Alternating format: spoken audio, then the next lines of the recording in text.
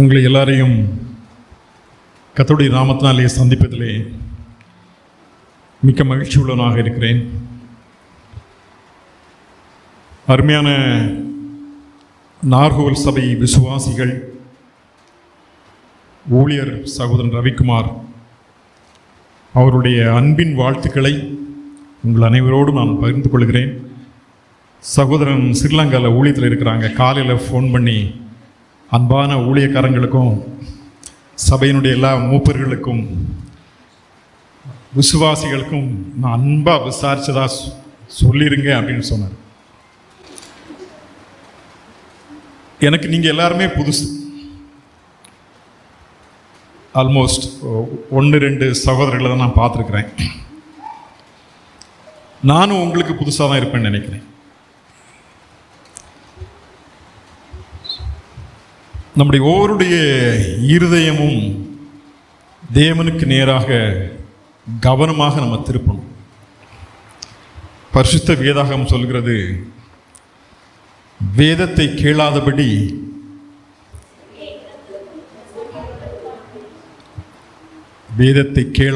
தன் செவியை விலக்குகிறவனுடைய ஜெபம் தேவனுக்கு அருவருப்பானது. ஒரு அருவருப்பை கீழே மிதிச்சுட்டு மேலே வருவீங்களா? ஸோ வேதம் ஒரு மெடிக்கல் ஃபேக்ட் சொல்கிறேன், மருத்துவ உண்மை. If your mind doesn't see, your eyes will not see. உங்களுடைய இருதயம் பார்க்காத பட்சத்தில் உங்களுடைய கண்கள் பார்க்காது. இதை பல வருஷத்துக்கு முன்னால் ஆண்டவர் வேதத்தில் எழுதி வச்சிட்டார். அவர்கள் கண்ணிருந்தும்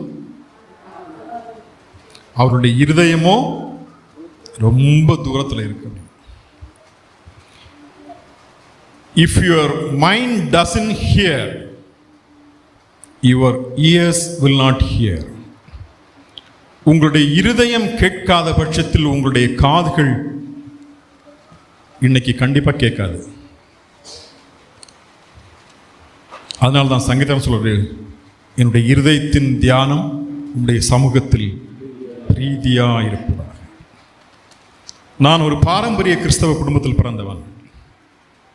என்னுடைய தாத்தாவெல்லாம் ஒரு உபதேசியார் தான். பாரம்பரிய குடும்பத்தில் வளர்ந்தவன், பாரம்பரிய சபையில் இருந்தவன்.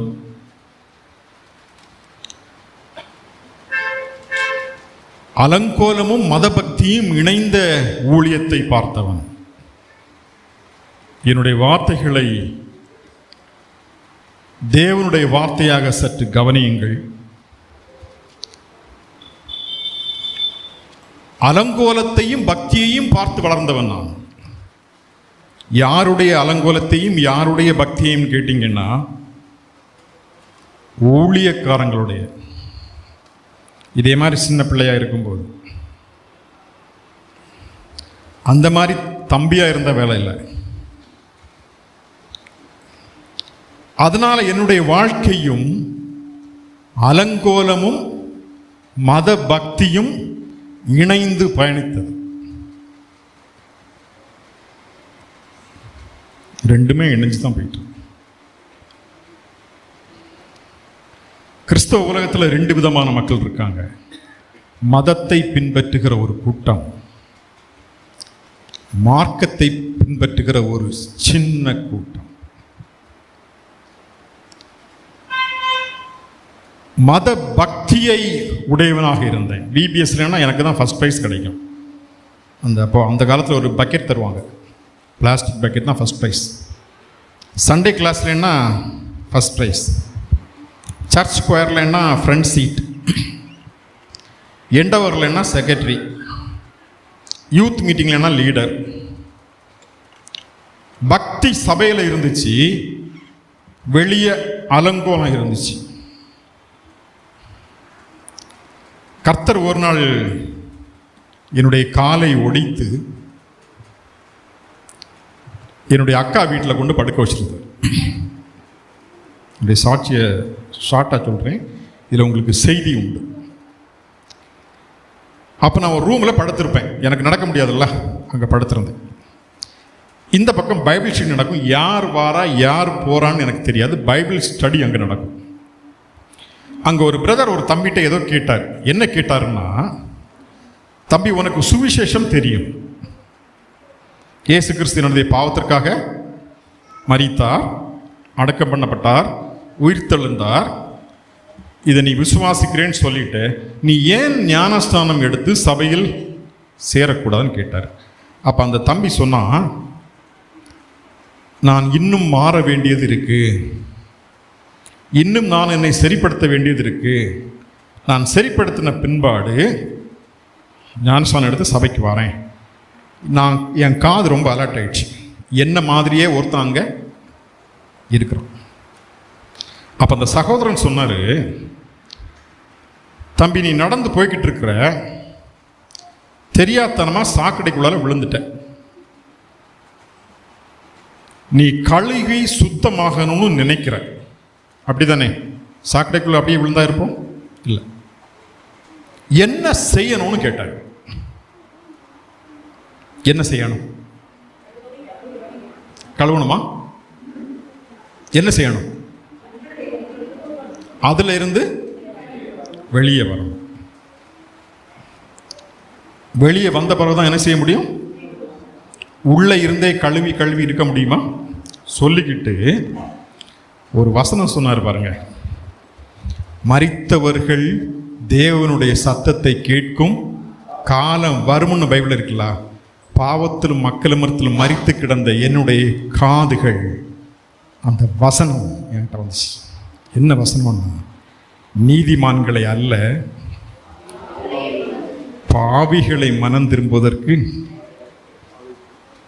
பாவிகளை ரட்சிக்க கிறிஸ்து இயேசு பூமிக்கு வந்தார் சொல்லிட்டு, பிணியாளிக்கு யாரு தேவையில்லை?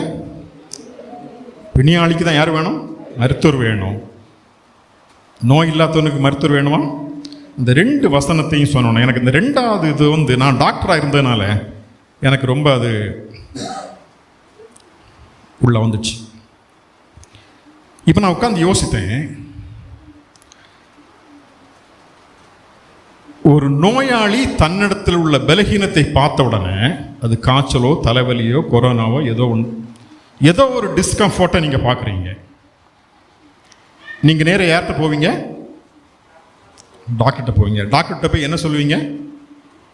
உங்களுக்கு என்ன பிரச்சனை இருக்கோ அதை நீங்கள்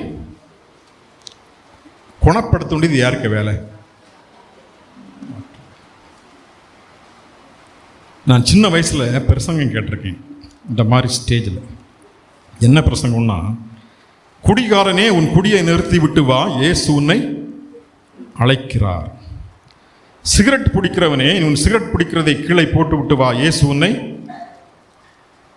சரி, ஆனால் என்னுடைய இருதயத்துக்குள்ளால் ஒரு கேள்வி இருந்துகிட்டே இருந்தது. பொய் பேசுகிறவனே உன் பொய்யை நிறுத்தி விட்டு வா, இயேசு உன்னை அழைக்கிறார்னு ஏன் சொல்ல முடியல?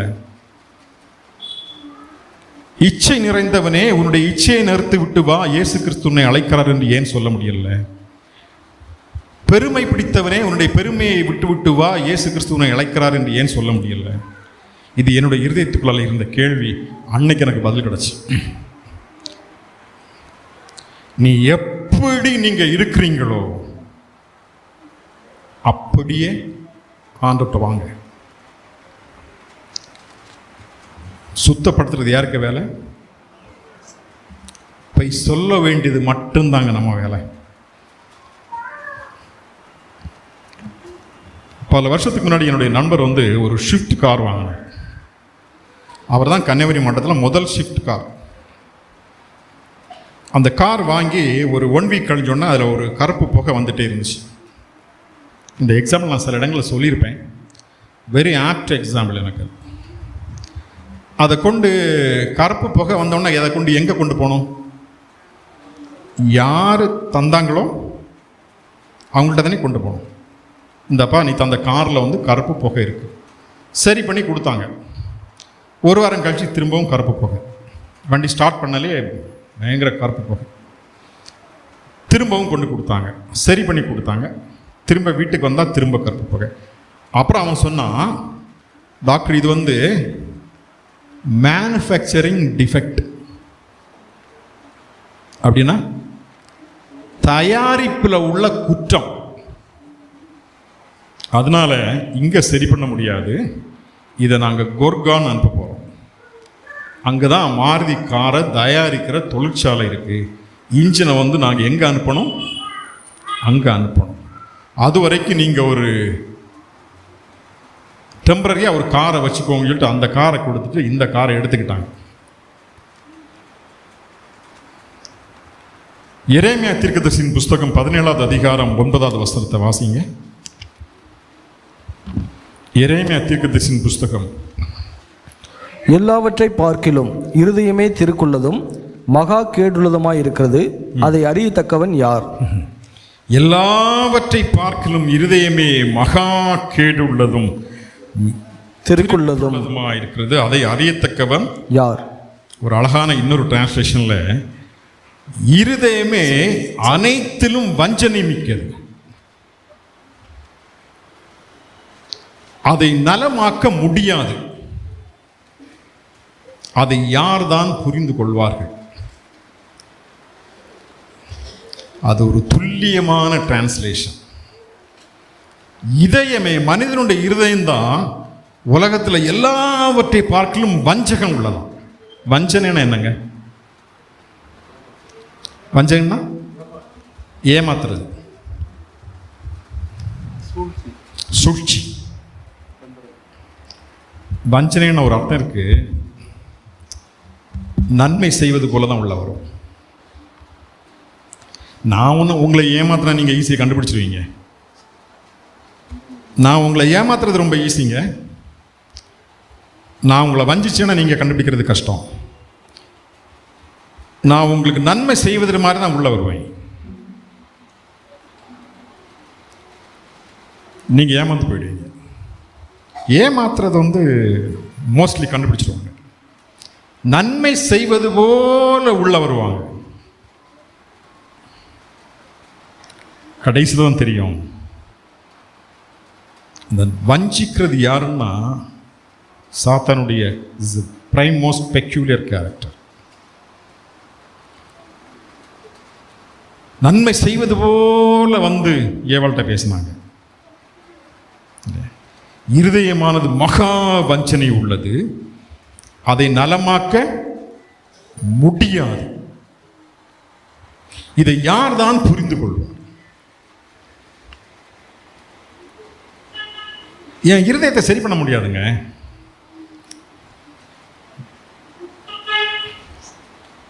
மனிதனை உருவாக்கின ஆண்டு சொல்றாரு, உன் பாவ இருதயத்தை வந்து நீ சரிப்படுத்த முடியாது.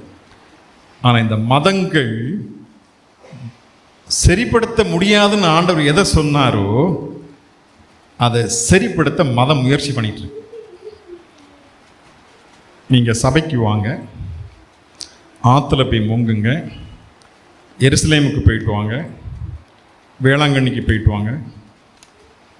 என்னுடைய பேஷண்ட் ஒரு ஆள் சொன்னார், நான் வேளாங்கண்ணிக்கு போய் 2 மோதிரம் வச்சுட்டு வந்த பிறகு மனசு நல்லா இருக்கு அப்படின்னு.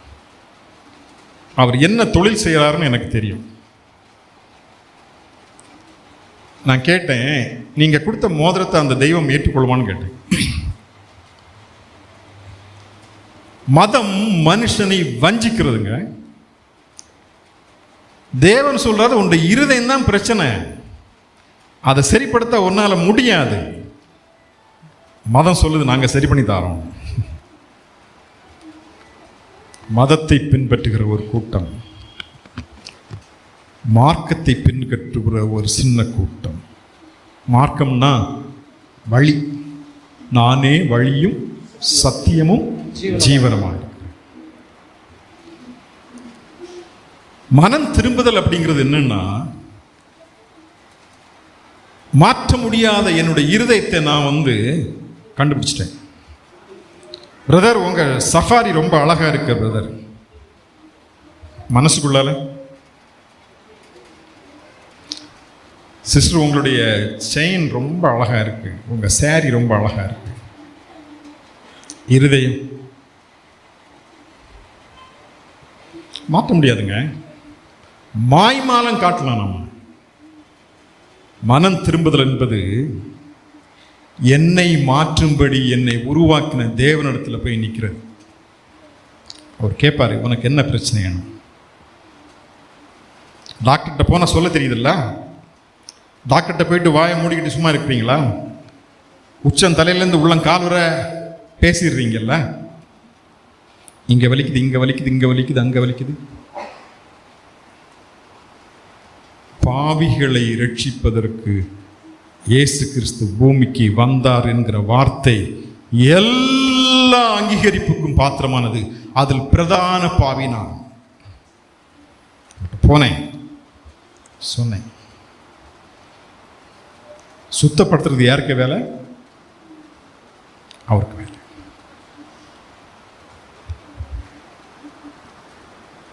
உங்களுடைய முதல் ஸ்டெப் அங்க எடுத்து வைங்க. எதற்காக ஆண்டுட்டு வந்தீங்க? என்னை நானே மாற்றிக்கொள்ள முடியவில்லை. மார்க் எழுதின சுவிசேஷம் 7வது அதிகாரம். மார்க் எழுதின சுவிசேஷம் 7வது அதிகாரம் 20 வாசிங்க பிரதர். மனுஷனுக்குள்ளே இருந்து புறப்படுகிறதே மனுஷனை தீட்டுப்படுத்தும். கவனமா கவனிங்க. மனுஷனுக்கு உள்ள இருந்து புறப்படுறது மனுஷனை தீட்டுப்படுத்தும், நாசப்படுத்தும். என்கிட்ட சின்ன வயசுல எல்லாரும் கேட்பாங்க, தம்பி நீங்க ரட்சிக்கப்பட்டிருக்கீங்களான்னு கேட்பாங்க. என்ன சொல்லுவோம்? இந்த தங்கச்சி கரெக்டாக சிரிச்சுக்கிறா, ஒன் டைம் கேட்டிருக்காங்கன்னு நினைக்கிறேன். நானும் எல்லார்ட்டையும் ஆமான்னு சொல்லிடுவேன். அதே இதை தம்பி நீ காப்பாற்றப்பட்டிருக்கிறியான்னு ஒரு வார்த்தை என்கிட்ட கேட்டிருந்தாங்கன்னா பல வருஷத்துக்கு முன்னால் நான் யோசித்திருப்பேன். பாவிகளை காப்பாற்ற கிறிஸ்து இயேசு பூமிக்கு வந்தாருங்க. ரட்சிப்புன்னா காப்பாற்றப்படுதல். அவர் மீட்பர். பூமி எதிர்ச்சி வந்தோடனே என்ன பேப்பரில் பார்ப்போம்? மீட்பு படை விரைந்தது. ஹெட்னிங்ஸ் போட்டோமா? மீட்பு படை விரைந்தது. அதை பார்த்த உடனே தெரியும் யாரோ பிரச்சனையில் இருக்காங்க அப்படின்னு தெரியும். அவர் மீட்பருங்க. நான் என்ன பிரச்சனையில் இருந்தேங்கிறதா முக்கியம். அவர் மீட்பர், அவர் ரட்சகர், அவர் மீட்பர், அவர் ரட்சகர். யாருங்க அவருக்கு அவர் காப்பாற்ற வராருன்னா என்ன பிரச்சனையில் இருந்தீங்க? என்கிட்ட ஒரு வார்த்தை யாராவது கேட்டிருந்தாங்கன்னா, பிரதர் தம்பி நீ காப்பாற்றப்பட்டிருக்கிறியான்னு கேட்டிருந்தாங்கன்னா எனக்கு என்ன பிரச்சனைன்னு நான் கேட்டிருப்பேன். ரட்சிக்கப்பட்டீங்களா? ஆமாம். பிரதர் ரட்சிக்கப்பட்டிருக்கீங்களா? ஆமாம். கேளுங்க சிஸ்டர், பிள்ளைங்களை கேளுங்க, நீ காப்பாற்றப்பட்டிருக்கிறியா? பாவத்தினால வரப்போகிற தண்டனையிலிருந்து நீ காப்பாற்றப்பட்டிருக்கிறியா? மரணம்தான் பாவத்தின் தண்டனைன்னா நாம் பாவத்தை செய்து சந்தோஷப்பட்டு செத்து போயிடுவோங்க. உலகத்தில் சாகுறாங்க, மரணம் வருது இல்லையா? அந்த மரணம் தான் மனுஷன் செய்யக்கூடிய பாவத்துக்கு தண்டனைன்னா இங்கே யாரும் கண்டிப்பாக நீங்கள் இருக்க மாட்டோம். பாவம் இட்ஸ் வெரி டேஸ்டிங்க. மனுஷனுக்கு சந்தோஷத்தை கொடுக்கும். பாவம் செய்வோம், மரணம் தான் தண்டனை. எல்லாருமே சாதனை செய்கிறாங்க. அதில் நித்திய மரணம்னு ஒன்று இருக்கு. என்னுடைய ஆத்மா என்னை விட்டு எப்போ வெளியே போகுதோ நான் கீழே விடுவேன். ஒரு கவிஞர் சொல்லுவார், ஒவ்வொரு இரவும் என்னுடைய மரணத்திற்கான ரிஹர்சல் அப்படின்னு சொல்லுவார். திரும்பி வந்தாதான், வரலைன்னா நீங்கள் போய் பிரதர் ஏபல் இறந்து போனாங்கன்னு சொல்லிட்டு அடக்கம் பண்ணியிருப்பீங்க. எனக்கு தெரியாது. என்னுடைய ஆத்மா வெளியே போகுதுங்க. அது ஒன்ஸ் போயிட்டுன்னா இந்த சரீரம் கூடுக்கள் விழுந்துடும். அதனால தான் பவுல் சொல்லுவார், இந்த தேகத்தை விட்டு பிரியும் காலம். ஒவ்வொரு பரிசுத்தவானுக்கும் ஆசை இருக்குமா, எப்படா இங்கே இருந்து அங்கே போகலாம் அப்படின்னு. அந்த பகுதிக்குள்ள நான் இப்போ போகலை. ஆத்மா எங்கே போகுது அப்படிங்கிறதுல தான் விஷயம் இருக்கு. அது எல்லா மதத்துக்கும் தெரியும். எங்கள் ஊரில் ஒரு பலி போடுவாங்க ஹிந்துஸ். அதனுடைய அர்த்தம் என்னன்னா, முன்னோர்கள் உயிரோடு வாழ்கிறார்கள். இந்த ஊரில் சாப்பாடு செஞ்சு காக்காக்கு வைப்பாங்க. எதுக்கு? முன்னோர்கள் உயிர் வாழ்கிறாங்க. முஸ்லீம்ஸ் வந்து ரம்ஜானுக்கு ஏழைங்களுக்கு சாப்பாடு கொடுப்பாங்க. போன வாரம் புதுசாக ஒரு தம்பி பைபிள் ஸ்டடிக்கு வந்தான். ஒரு பெரிய கம்பெனியில் அவன் வந்து ஆடிட்டராக இருக்கிறான். அவன் சொன்னான், எங்கள் ஓனர் வீட்டில் டெய்லி 500 பேர் சாப்பிட்றாங்கன்னு சொன்னான். அப்போ அவனுக்கு சொல்லி கொடுத்தேன், சாப்பாடு கொடுக்க முடியாதவன் 500 பேருக்கு சாப்பாடு கொடுத்தா மரணத்துக்கு பிறகு வரக்கூடிய தண்டனை குறையும். அதான் நம்பிக்கை. அடுத்தவங்களுக்கு சாப்பாடை கொடுக்க முடியாதவன், என்னுடைய எல்லாருக்கும் தெரியும், இந்த பூமியில் உள்ள மரணத்தோடு மனுஷனுடைய வாழ்க்கை முடிந்து போகிறது அல்ல. பரிசுத்த வேதாகம் சொல்லுகிறது, மனிதன் ஒரு முறை மரிப்பதும் பின்பு நியாய தீர்ப்பு அடைவதும் அவனுக்கு நியமிக்கப்பட்டிருக்கிறது. இந்த சாட்சி, நியாய தீர்ப்பு இதெல்லாம் கோர்ட்டு சம்பந்தமான வார்த்தைகள். நீதிமான், குற்றவாளி இதெல்லாம் கோர்ட்டில் நடக்கக்கூடிய காரியம். மனிதன் மரித்த பிறகு அங்கே போய் நிற்கணும், கோர்ட்டில் போய் நிற்கணும். இப்போ பூமியில் வாழக்கூடிய மனுஷனுடைய இருதயத்துக்குள்ளே இருந்து சில காரியங்கள் புறப்பட்டு வந்து அவனை இந்த பூமியில் நாசப்படுத்தும். என்னெல்லாம் பிரதர்? எப்படி எனில் மனுஷருடைய இருதயத்திற்குள் இருந்து பொல்லாத சிந்தனைகளும். முதல்ல ஆரம்பிக்கிறதுங்க பொல்லாத சிந்தனை. பொல்லாத சிந்தனை அதை பற்றி ஒரு 1 hour மெசேஜுக்குள்ளே போயிடலாம். ஸோ நீங்கள் வாசிங்க.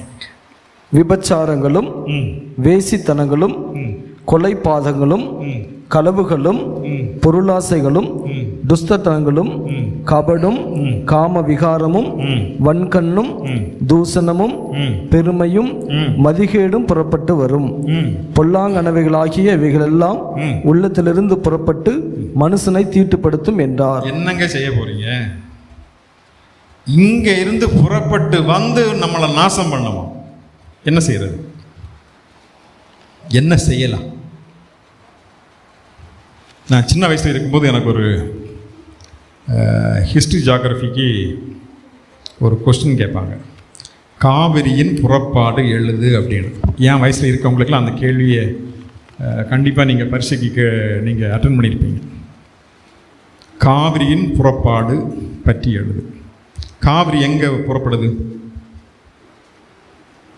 தெரியாதா? அதுக்கு தானங்க சண்டை போடுறோம். குடகு மலையில், கர்நாடக மாநிலத்தில் ஒரு சின்ன ஒரு இவ்வளோண்டு ஒரு மலையில் இவ்வளோண்டு ஒரு இடத்துல இருந்து காவிரி புறப்பட்டு வருது. அந்த காவிரி இவ்வளோ தூரம் பயணித்து இவ்வளவு தண்ணியாக வருது. சரி, அந்த புறப்படுற இடத்துல காங்கிரீட் போட்டு அடைச்சிட்டா என்ன ஆகும்? வராதா? அப்படியா? வேற இடத்துல இருந்து பிச்சுக்கிட்டு வருவாங்க. நீங்க ஒரு இடத்த அடைச்சிங்கன்னா இன்னொரு இடத்துல பிச்சுக்கிட்டு வரும். நம்ம வாசித்தது எல்லாம் மனிதனுடைய இருதயத்துக்குள்ள இருந்து புறப்பட்டு வரும். மதம் இதை காங்கிரீட் போட்டு அடைக்க சொல்லுதுங்க, வாய்ப்பே இல்லைங்க. சபை இதை போதைக்கு, நீங்க அப்படி செய்யாதீங்க பிரதர், இப்படி செய்யாதீங்க பிரதர், அப்படி நடங்க பிரதர், ஒண்ணு நடக்குது. நீங்க கோபத்தை காங்கிரீட் போட்டு அடைச்சிங்கன்னா ஒரு வாரம் கழிச்சு எல்லாம் சேர்த்து வெடிக்கும். எவ்வளவுதான் பொறுக்க முடியும்? எவ்வளவு தூரம் தான் காங்கிரீட் போட்டு அடைப்பீங்க? ஞாயிற்றுக்கிழமை ஆனா ஒரு காங்கிரீட் இருக்கும், அப்படி பர்ஃபெக்டா இருக்கும். ஒருவேளை திங்கள் செவ்வாய் போயிடும். காங்கிரீட் போடுற ஊழியக்காரருடைய மிக்சிங்கை பொறுத்து கொஞ்சம் ஸ்ட்ராங்காக காங்கிரீட் போட்டு விட்டீங்கன்னா 2 நாள் போகும். 3ஆவது நாள் வெடிச்சிடும். புறப்பட்டு வருவோங்க. ஆண்டவர்கிட்ட போய் நில்லுங்க. ஆண்டவர் கேட்பாரு, எதுக்கு வந்தேன்? உள்ள இருந்து புறப்பட்டு வருது. It's a manufacturing defect. என் தாய் என்னை பாவத்தில் நான் என்னங்க ஆளுகை செய்யறது? இந்த மொபைலை இந்த சேர்ல வச்சுட்டு நம்ம எல்லாரும் போயிட்டோம். ஒரு வயசு குழந்தை அதுகிட்ட சொல்கிறோம், இந்த மொபைலை நீ என்ன செய்யக்கூடாது, எடுக்கக்கூடாது. நம்ம போன உடனே அது என்ன செய்யும், எடுக்கும். நம்ம காலடி சத்தம் கேட்டோன்னா என்ன செய்யும், வச்சிடும். எடுத்தியான்னு கேட்டால் என்ன சொல்லும், என் பெற்றவங்கள சொல்லி கொடுத்தீங்க, உள்ளே இருக்குங்க, இருதயத்திலிருந்து புறப்பட்டு வரும். போய் சொல்கிறதுக்கெல்லாம் பிள்ளைங்களுக்கு நீங்கள் சொல்லிக் கொடுக்க வேண்டாம். எந்த பாவம் செய்கிறதுக்கு எந்த பெற்றோரும் சொல்லிக் கொடுக்கறது அல்ல, உள்ள இருக்கு விதை. இந்த உலகம் தண்ணி விட்டு வளர்க்கும், சபையும் சில நேரத்தில் தண்ணி விட்டு வளர்க்கும். ஏன்னா சின்ன பிள்ளைங்க யாரை பார்த்துட்டு இருப்பாங்க, அதனால தான் சொன்னேன், சபை மூப்பர்களுடைய ஊழியக்காரர்களுடைய அலங்கோலங்களையும் அவர்களுடைய மத பக்தியையும் பார்த்து நான் வளர்ந்தவன்.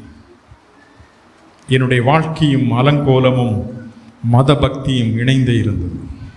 ஒரு நாள் கர்த்தருடைய சத்தம் எனக்கு கேட்டுச்சு, என்கிட்ட வா, நான் நீங்கள் எப்படி இருக்கிறீங்களோ அப்படியே வாங்குங்க ஆண்டவர்கிட்ட. ஏன் கேட்டா, ஆண்டவரே பாவிகளை காப்பாற்ற நீர் பூமிக்கு வந்தீர், அவருக்கு இயேசு என்று பெயர், ஏனென்றால் அவர் தம்முடைய ஜனங்களுடைய பாவங்களை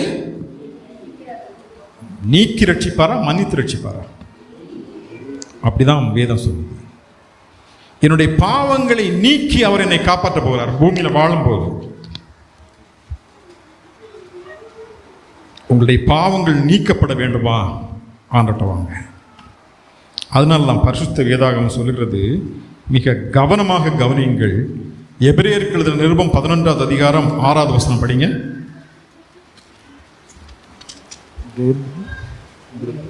எபிரேயருக்கு எழுதின நிருபம் 11வது அதிகாரம் 6வது வசனம். விசுவாசம் இல்லாமல் தேவனுக்கு பிரியமாய் இருப்பது கூடாத காரியம். சரியான டிரான்ஸ்லேஷன் எப்படி இருக்குன்னா, நம்பிக்கை இல்லாமல் தேவனுக்கு பிரியமா இருப்பது கூடாத காரணம். ஏனென்றால் தேவனிடத்தில் சேருகிறவன் அவர் உண்டென்றும் அவர் தம்மை தேடுகிறவர்களுக்கு பலன் அளிக்கிறவர் என்றும் விசுவாசிக்க வேண்டும்.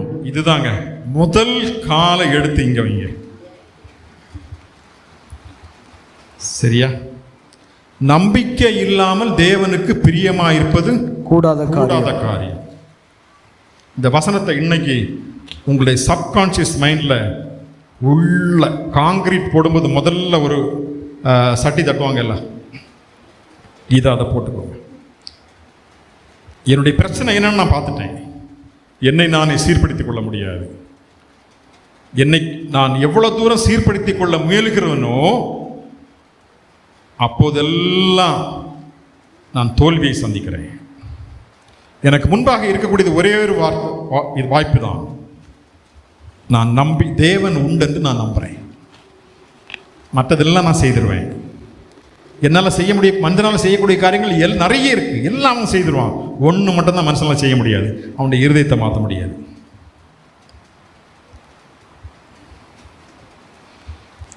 விபச்சாரம் பாவமா? பாவம் இல்லையா? பாவம். கொலை செய்யறது பாவமா? பாவம். களவு செய்யறது பாவமா? அப்பா அம்மாவை மதிக்காம இருக்கிறது பாவமா? இதுல எதை ஆண்டவர் முதல்ல சொன்னாரு?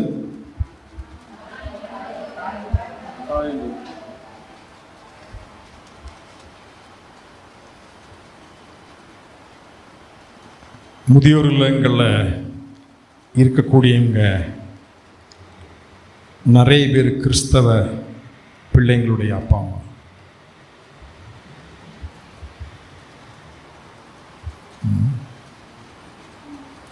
போன வாரம் ஒரு ஜெபத்தை கேட்டேன். ஆண்டவரே, எங்களுடைய தேசத்தை மதத்தினாலும் ஜாதியினாலும் பிரித்தாலும் சூழ்ச்சி நடக்கப்படுகிறது. ஆண்டவரே, எங்கள் தேசத்தின் இரட்சியும். நல்ல ஜெபமா? நல்ல ஜெபம். நல்ல ஜெபம். ஒரு சகோதரன் வந்தாங்க, பிரதர் மகளுக்கு பையன் பார்க்கணும் அப்படின்னு. சொல்லுங்கன்னு சொன்னேன். ஃபர்ஸ்ட் கண்டிஷன், பையன் ரட்சிக்கப்பட்டிருக்கணும். ரெண்டாவது, ஜுவல்ஸ் போட மாட்டோம். மூணாவது, பையன் நம்ம ஆளா இருக்கணும். எதற்காக ஜெபம் பண்றோம்? எதற்காக நம்ம ஜெபம் பண்றோம்? ஜாதியினால தேசத்தை பிரிக்கக்கூடிய தலைவர்களுக்காக ஜெபம் பண்றோம். சபைக்குள்ள இருக்குதுங்க. வேதத்தை கேளாதபடி தன்னுடைய செவியை விலக்கிறவருடைய ஜெபம் தேவனுக்கு முன்பாக அருவருப்பானது.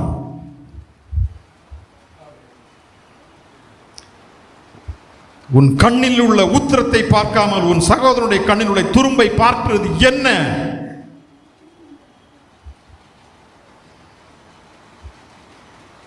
நம்புகிறவன் தேவன் உண்டென்று நம்ப வேண்டும். தன்னை தேடுகிறவர்களுக்கு பலன் அளிக்கக்கூடியவர் என்பதை அவர் நம்ப வேண்டும்.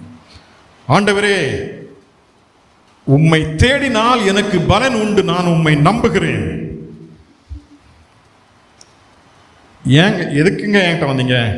இந்த காலில் இருக்கிற புண்ணு ரொம்ப நாளாக தீரல, உங்களை நம்பி வந்திருக்கிறேன். டாக்டர்கிட்ட போய் சொல்றீங்கல்ல, சொல்றான்ல டாக்டர்கிட்ட போய், உங்களை நம்பி வந்தேன் டாக்டர். ஆண்டவர் நம்புங்க. நம்புகிறவன் தேவன் உண்டென்று நம்ப வேண்டும். முதல்ல தன்னை தேடுகிறவனுக்கு பலன் அளிக்கக்கூடியவர் என்று நம்ப வேண்டும். உங்களுடைய முதல் படியை இங்கே வைங்க. ஆண்டுகிட்ட வந்தா ஏன்னு கேட்பாரு. உள்ளே இருந்து புறப்பட்டு வருது, ஆண்டவரே எங்க அடைச்சாலும் பொத்துக்கிட்டு வருது. உங்கள் சாந்த குணம் எல்லாருக்கும் தெரிந்திருக்க கடவுது. கர்த்தர் சமீபமாயிருக்கிறார். கிறிஸ்தவ வீட்டில் தான் சத்தம் வெளியே கேட்குது நிறைய.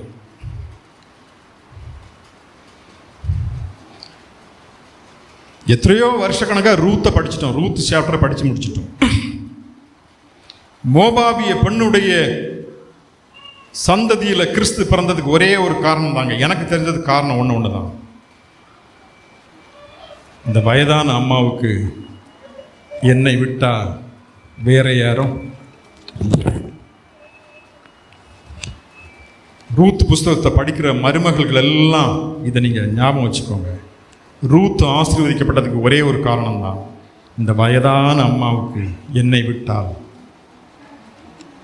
உங்கள் வயதான மாமா மாமியை நீங்கள் எப்படி நடத்துறீங்க? லேவியராகமத்தில் படிச்சீங்கன்னா உங்களுக்கு வசனம் தெரியும். நரைத்தவனுக்கு முன்பாக எழுந்து நின்று தேவனுக்கு பயப்படும் பயத்தை காண்பிப்பாயாக.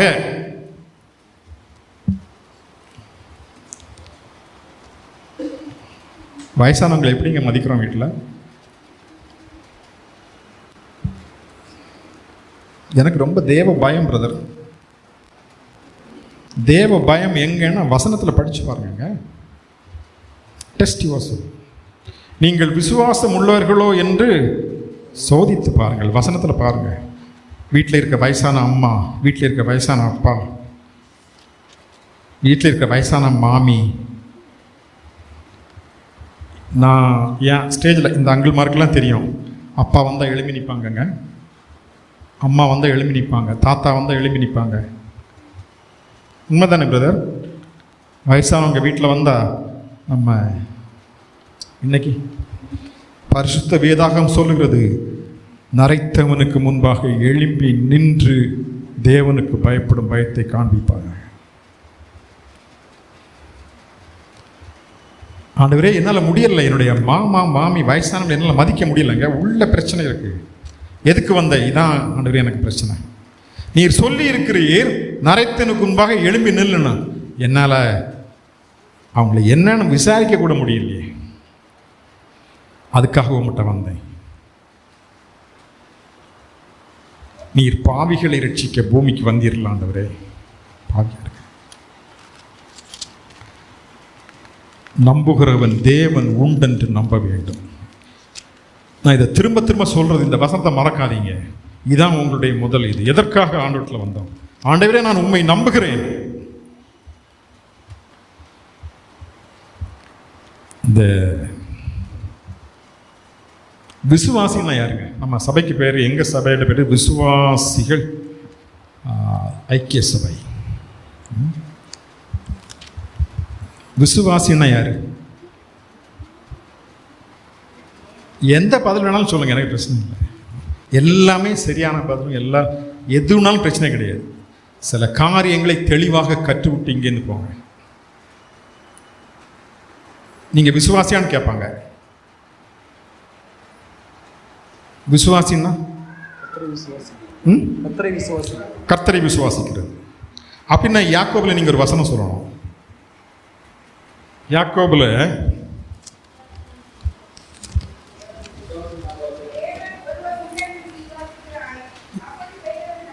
நல்லதுதான், பிசாசு கூட விசுவாசிக்கிறேன்.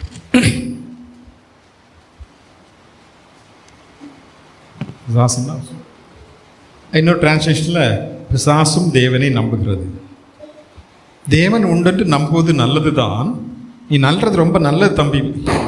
பிசாசு கூட தான் நம்புது. நம்பிக்கையாளர்கள் கூடுமிடம்னு ஏன் போர்டு வைக்கலாமே?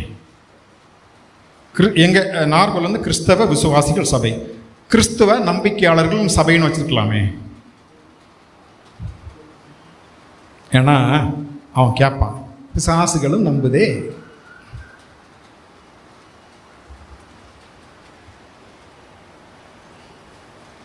காந்தியடிகள் சுயசரிதலில் இருக்கிறாரு, கிறிஸ்தவர்களை மட்டும் நான் சந்திக்காமல் இருந்திருந்தால் நான் கிறிஸ்தவனாக மாறியிருப்பேன். எவ்வளோ வேதனை இருக்குல்ல. தேசப்பிதா, என்னுடைய வாழ்க்கையில் நான் கிறிஸ்தவர்களை சந்திக்காமல் போயிருந்தால் நான் கிறிஸ்தவனாக மாறியிருப்பேன். ட்ரெயினில் ஏறும்போது கிடிச்சு வெளியே விட்டாங்க. This is only for exclusively for the white people, not for the black fellows. வெளியே போகணும். உள்ளே இருந்தவன் அவ்வளோ வெறும் கிறிஸ்தவன். அவர் எழுதியிருக்காரு, கிறிஸ்தவர்களை என்னுடைய வாழ்க்கையில் சந்திக்காமல் இருந்திருந்தால் நான் கிறிஸ்தவனாக மாறியிருப்பேன். என்னுடைய நம்பிக்கை எப்போ செயலாக மாறுதோ நான் விசுவாசியாக மாற்றப்படுகிறேன்.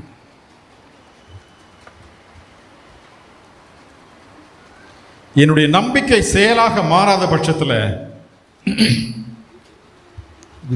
பிசாசுகளும் தேவன் உண்டென்று நம்புது. நம்ம இந்த டிரான்ஸ்லேஷன்லாம் விசுவாசிக்கணும் வருது. சரியான மொழிபெயர்ப்பில் வந்து பிசாசுகளும் தேவனை நம்புகிறது. என்னுடைய நம்பிக்கை நம்பி நடுங்குதான். அதான் இயேசு கிறிஸ்து வந்தோடனே அவன் நடுங்கி வந்து, ஆண்டவரே எங்களை என்ன செய்ய போறீங்க? நேரம் வாரத்துக்கு முன்பாக நித்திரை இருளுக்குள்ளால் எங்களை போக சொல்றீங்களோ, இப்போ விட்டுறாதீங்கன்னு சொல்லி. அதுக்கு தெரியுது என்ன எனக்கு வைக்கப்பட்டிருக்குன்னு தெரியுது. என்னுடைய நம்பிக்கை எப்ப செயலாக மாறுதோ நான் விசுவாசியாக மாற்றப்படுகிறேன். யாக்கோபுல படிச்சீங்கன்னா ஆபிரகாமுடைய நம்பிக்கையும் செயலும் இணைந்து பயணித்தன என்று. யாக்கோபுடுங்க, யாக்கோபு 2வது அதிகாரத்தில்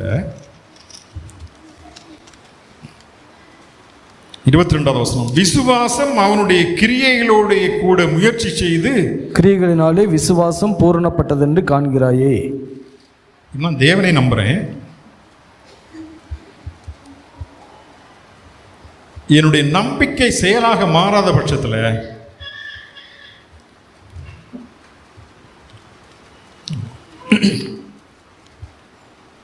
தேவனை நம்பணும். எபிரேயர் நிருபம் அதே பகுதியில் 12வது வசனம் முதல் வசனம். ஆகையால் மேகம் போன்ற இத்தனை திரளான சாட்சிகள் நம்மை சூழ்ந்து கொண்டிருக்க பாரமான யாவற்றையும் நம்மை சுற்றி நெருங்கி நிற்கிற பாவத்தையும் தள்ளிவிட்டு விசுவாசத்தை துவக்குகிறவரும் முடிக்கிறவருமாய் இருக்கிற இயேசுவை நோக்கி நமக்கு நியமித்திருக்கிற ஓட்டத்தில் பொறுமையோடு ஓடக்கடவோம். அடிப்படை வந்து மேகம் போன்ற திரளான சாட்சிகள். இந்த ஈஸி ரீடிங் வெர்ஷன் ஒன்று இருக்கு. அதில் நம்மை சுற்றிலும் ஏராளமான விசுவாசம் உடையவர்கள் இருக்கிறார்கள். விசுவாசம் என்றால் என்ன பொருள் என்று அவர்களுடைய வாழ்க்கை நமக்கு கற்றுத் தருகிறதுன்னு சொல்லிட்டு 11வது அதிகாரத்திலேருந்து ஆரம்பிக்கிறாங்க. நம்மை சுற்றி மேகம் போன்ற திரளான சாட்சிகள் அங்கிருந்து ஆரம்பிக்குது 11வது அதிகாரத்தில். விசுவாசம் என்றால் என்ன என்று அவர்களுடைய வாழ்க்கை எனக்கு கற்றுத்தருகிறது. விசுவாசி என்று சொல்லக்கூடிய என்னுடைய வாழ்க்கை தேவனை நம்பாத நபருக்கு விசுவாசம் என்றால் என்ன என்று கற்றுக் கொடுக்க வேண்டும்.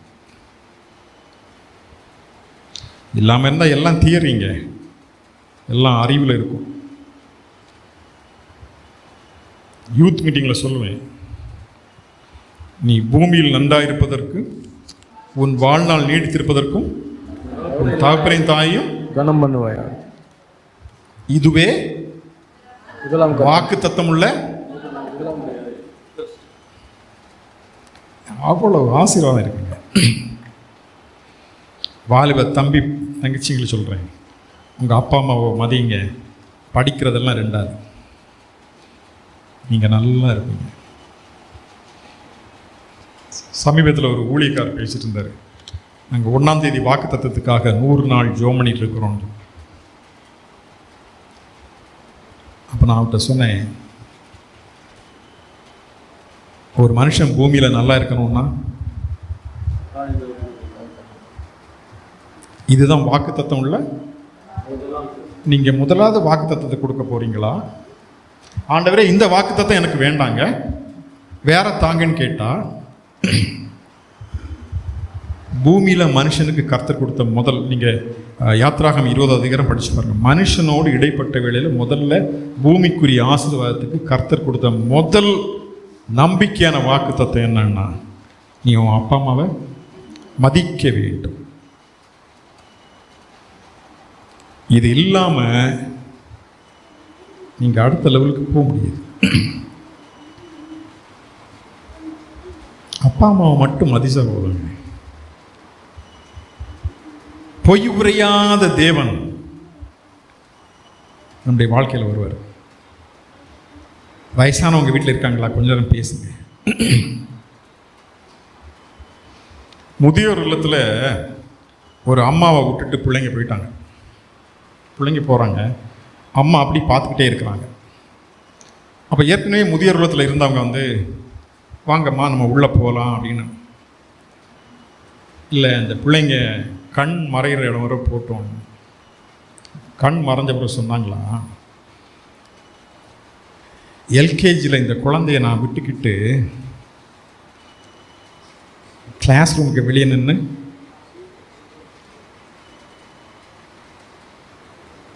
அழுதேன். வீட்டுக்கு போகலைங்க, கிளாஸ் ரூமுக்கு உள்ளே விட்டுக்கிட்டு கிளாஸுக்கு வெளியே நின்று நான் அழுதேன். என்னை விட்டுட்டு அவ்வளோ தூரம் போயிருக்காங்க.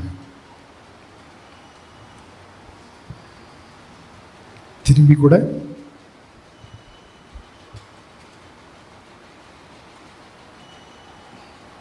நம்புகிறவன் தேவன் உண்டென்று நம்ப வேண்டும்.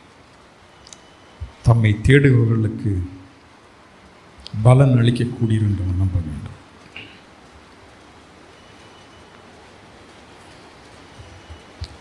தெசலோனிக்க சபையை குறித்து பவுல் எழுதும்போது சொல்வார், உங்களுடைய விசுவாசம் அகாயா கொலோசை பட்டணத்துக்கெல்லாம் தெரிய வந்திருக்குங்க அப்படின்னு சொல்றாரு. எப்படி தெரிய வந்துச்சா? 1 தெசலோனிக்கேயர், நீங்கள் அதை வீட்டில் போய் படிங்க. 7வது வசனம், இவ்விதமாய் மக்கதோனியாவிலும் அகாயாவிலும் உள்ள விசுவாசிகள் யாவருக்கும் மாதிரிகள் ஆனீர்கள். என்ன காரணம் தெரியுமா? என்ன காரணம்னா ஒரே ஒரு முக்கியமான காரணம் தான். 2வது அதிகாரம் 13வது வசனத்தில், நீங்கள் தேவ வசனத்தை எங்களாலே கேள்விப்பட்டு ஏற்றுக்கொண்ட போது அதை மனுஷர் வசனமாக ஏற்றுக்கொள்ளாமல் தேவ வசனமாகவே ஏற்றுக்கொண்டதினாலே நாங்கள் இடைவிடாமல் தேவனுக்கு ஸ்தோத்திரம் செலுத்துகிறோம். அது மெய்யாகவே தேவ வசனம்தான். விசுவாசிக்கிற உங்களுக்குள்ளே அது பலனும் செய்கிறது. எப்போ நம்முடைய செய்திகள் மனுஷ வசனமா ஊழியக்காரங்க பேசும்போது, பிரதர் பிரசன்னா பேசுறாரு,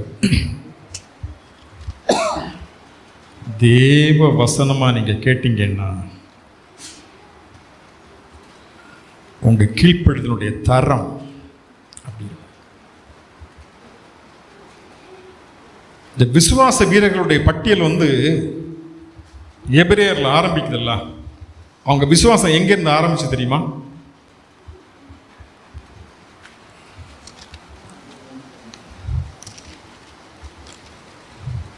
பதினொன்றாவது அதிகாரம் படிங்க பிரதர். ஒன்றும் இல்லை.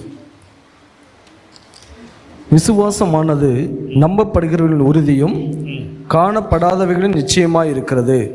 அதனாலே முன்னோர்கள் நற்சாட்சி பெற்றார்கள்.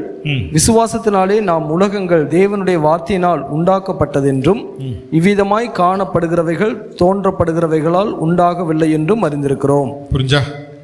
விசுவாசத்தினாலே அவங்க எங்க ஆரம்பிச்சிருக்காங்கன்னா, விசுவாசத்தினாலே உலகம் நமக்கு தெரிஞ்சதெல்லாம் ஒரு உலகம் தாங்க தெரியும்.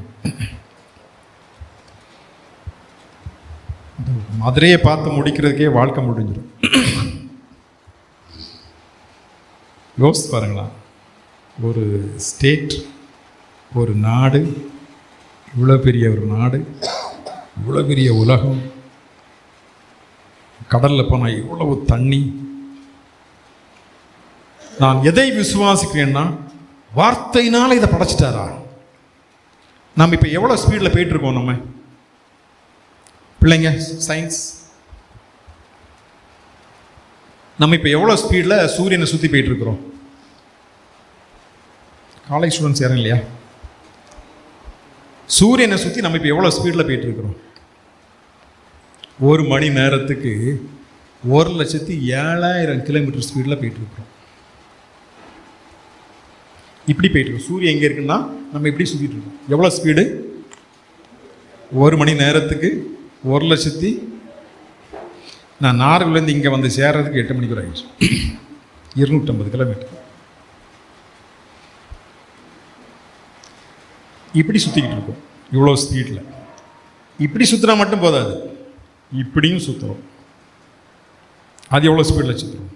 ஒரு மணி நேரத்துக்கு 1600 கிலோமீட்டர் ஸ்பீடில் இப்படி சுற்றிட்டு இருக்கு பூமி. பூமி தன்னைத்தானே சுற்றி சூரியனையும், சயின்ஸ் படிச்சிருக்கோம்ல, பூமி தன்னைத்தானே சுற்றி தன்னைத்தானே சுற்றுற ஸ்பீடு 1600 கிலோமீட்டர் பெர் ஹவர். சூரியனை சுற்றுற ஸ்பீடு ஒரு மணிக்கு 1,07,000 கிலோமீட்டர் ஸ்பீடு. நம்ம இங்கே உட்காந்துட்டு இருக்கோம். இந்த ஸ்பீடு குறைஞ்சுன்னு வச்சுக்கோங்களா, அவ்வளவு தண்ணி உள்ள வந்துடும். எவ்வளவு ஞானம் உள்ளவர், எவ்வளவு வல்லமை உள்ளவர், அவ்வளவு வல்லமை உள்ளவரா எனக்காக சிலுவையில் மரித்தார். நம்புகிறவன் தேவன் உண்டென்று நம்ப வேண்டும். விசுவாச வீரர்களுடைய அடிப்படை விசுவாசம் எங்கிருந்து ஆரம்பிச்சுன்னா, உலகத்தை பார்த்தாங்க. வார்த்தையினால உண்டு, வார்த்தையினால உலகத்தில் படைச்சவர்னா அவர் எவ்வளவு வல்லமை உள்ளவர்.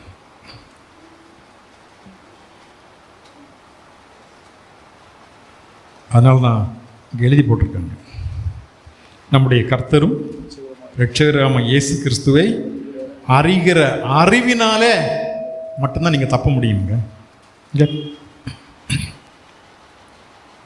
அவர் எனக்காக சிலுவையில் மரித்தவர் யாருன்னு நீங்க அறிகிற அறிவில் தான் உங்களுடைய கீழ்ப்படிதலுடைய தரமும் உங்களுடைய கீழ்ப்படிதலுடைய வேகமும் இருக்கும். நான் ரட்சிக்கப்படுறதுக்கு முன்னால ஒரு பொறுப்பில் இருந்தேன். ஹாஸ்பிட்டல் போயிட்டு மத்தியானம் வீட்டுக்கு வரேன். கொஞ்சம் லெட்டர்ஸ் எல்லாம் அம்மா எடுத்து வச்சுருந்தாங்க. கான்ஃபரன்ஸ் லெட்டர், அந்த லெட்டர், இந்த லெட்டர்லாம் இருக்கும். ஸோ அதெல்லாம் இல்லடா இந்த லெட்டரை பாருன்னு சொன்னாங்க. ஃப்ரம் தமிழ்நாடு முதலமைச்சர் ஜெயலலிதா அவர்கள். பார்த்த அடுத்த செகண்ட் என்ன பண்ண, லெட்டர் யார்கிட்ட வந்திருக்கு கிழிச்சு பார்த்தேன். நாளைக்கு 11 மணிக்கு கேளம்பாக்கத்தில் மீட்டிங். இதுதான் இன்விடேஷன். ஃபெஸ்டிவல் டைம், பஸ் கிடையாது, டிக்கெட்ஸ்லாம் கிடையாது, ஃப்ளைட். வாழ்க்கையில் முதலாக எங்கள் ஊர்லேருந்து 168 ரூபாய்க்கு ஒரு டிக்கெட் எடுத்து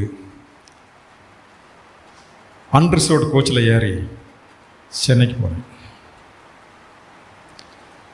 என்னுடைய கீழ்ப்படிதலுடைய தரமும் வேகமும் கடிதம் அனுப்பினவரை அறிந்த அறிவினால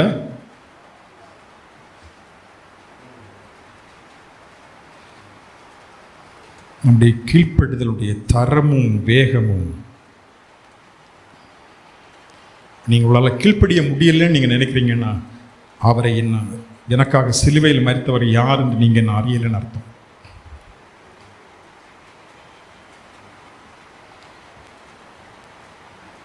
ஆபிரகாமுடைய விசுவாசம் நைட் விடிய காலம் பார்க்குறாரு. நீ என்ன செய், உன்னுடைய மகனை எடுத்து எனக்கு பலி. நீங்கள் அந்த பகுதியை எடுத்து வீட்டில் போய் படிங்க.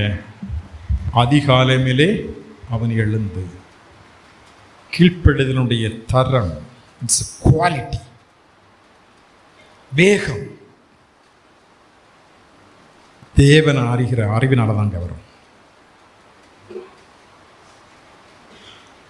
கீழ்ப்படிய சொன்னது யார் என்று அறிகிற அறிவில் தான்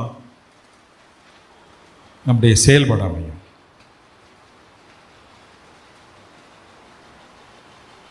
ஒரு மருத்துவராக நான் என்ன செய்யணும் பைபிளில் இருக்கு. ஒரு தகப்பனா என்ன செய்யணும் பைபிளில் இருக்கு.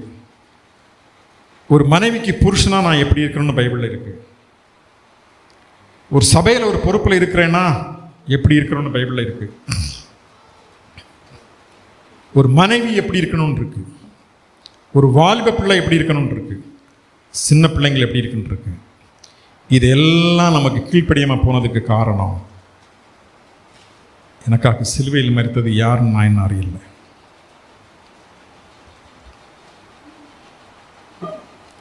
அவரை அறிஞ்சிக்கேன்னு வச்சுக்கோங்க. அவர் யாருன்னு அறிஞ்சிங்கன்னு வச்சுக்கோங்க. உங்களுடைய சாந்த குணம் அனைவருக்கும் தெரிந்திருக்க கடவுது. கர்த்தர் சமீபமாக இருக்கிறாருன்னா அதில் 3 பதில் இருக்குங்க. நான் கத்துறேன் இல்லை வீட்டில், மனைவிட்ட கத்துறேன்ல, அப்போ கர்த்தர் சமீபமாக இருக்கிறார்.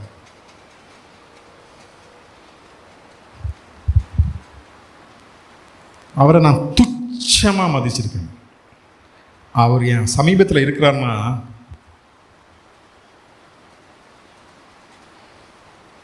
அப்புறம் அவர் எனக்கு இப்போ கோபம் பொத்துக்கிட்டு வருது. அவர் சமீபமாக இருக்கிறதுனால என்ன பிரச்சனையே அவர்கிட்ட சொல்ல.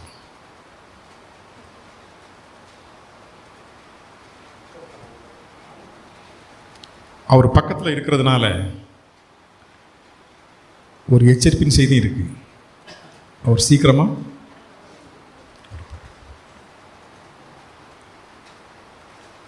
ஒரு அடிப்படை காரியத்தை நீங்கள் இன்னைக்கு தெரிஞ்சுட்டு போங்க. என்னை ரட்சித்த தேவன் யார்?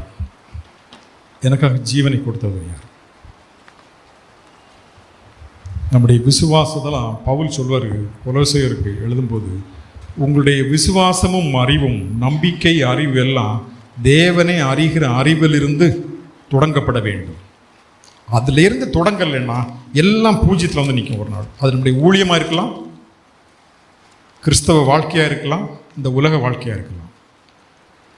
உங்களுடைய நம்பிக்கையும் உங்களுடைய வாழ்க்கையும் தேவனை அறிகிற அறிவிலிருந்து தொடங்கப்பட வேண்டும் என்று நான் விரும்புகிறேன்னு கொலோசிய சபைக்கு எழுதுவார். கர்த்தர் நம்மளோட பேசிக்கிறார். நீங்கள் கேட்கக்கூடிய செய்தியை தேவ வசனமாகவே கேளுங்க. அவரை யாருன்னு அறியுங்க. கர்த்தர் உங்களுக்கு கிருபை தருவாராக. ஆமென்.